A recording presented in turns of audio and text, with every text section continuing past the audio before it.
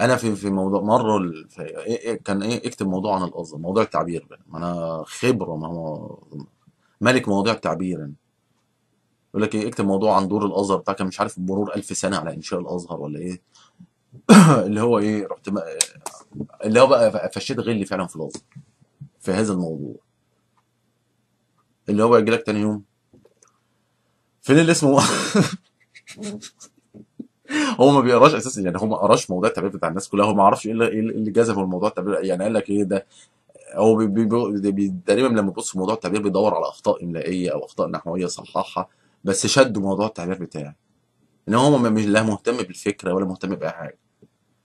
فين اللي اسمه مصر ملحد ده؟ ايه اللي فبقى الحوار بقى الموضوع ايه اللي انت كاتبه ده، فطبعا مش هديها له من الاول، لازم اجننه الاول. ده موضوع تعبير، فطبعا يقول لك ايه، ما انا عارف ان موضوع تعبير مش نص كيلو كفته.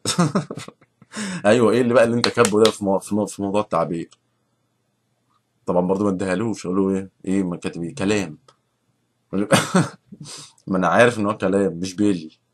ايوه بقول لي بقى الكلام يعني اللي انت قلت له رايي، ما تقرا، ما هو رايي اهو. ده انت اتهمت الازهر ان هو علماء سلطان، وان هو بؤرة التخلف في العالم، وان هو ازاي تكتب، والبقى جايب لك كده بعرض الصفحه صفر. ويجبرك، يقول لك ايه، انت الموضوع ده يا اما تعيده يا اما هتديك صفر في اعمال السنه. واديك صفر مثلا، مش حتى اديك صفر في التعبير، هديك صفر في كل الفروع بقى بتاعت العرب.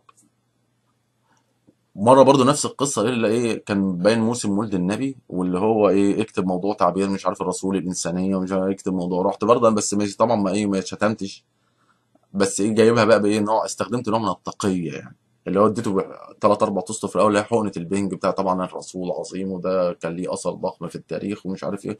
نيمته في الاول وبعدين بقى ايه مررت ما اقوله تحت حجه ايه اراء المستشرقين، عشان لما يجي يمسكني يقول له المستشرقين مش انا. وبعدين بقى يعني ايه، انا بستعرض اراء المستشرقين الذين يحاربون الاسلام، هؤلاء الخبثاء اللي مش عارف اللي ايه وبتاع. وانا بقى لا هرد، بس انا لما جيت هرد اللي هو حقيقة لا ادري ماذا اقول.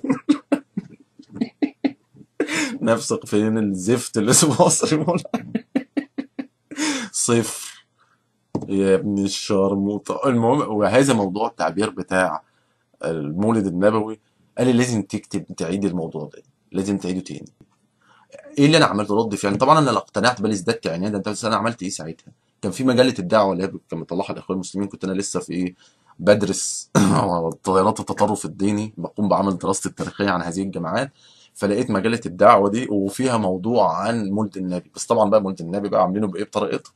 وانا متذكر تماما هذا الموضوع كاتبين ايه في بدايته يعني، في بقعه هي خير ارض الله واحب ارض الله الى الله مكملين، بس انا متذكر هذه العباره جيدا.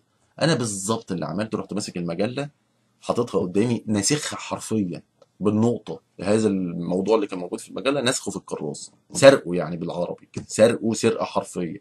وعمال اكتب واضرب 10. واديته له يا سلام، ما شاء الله كده.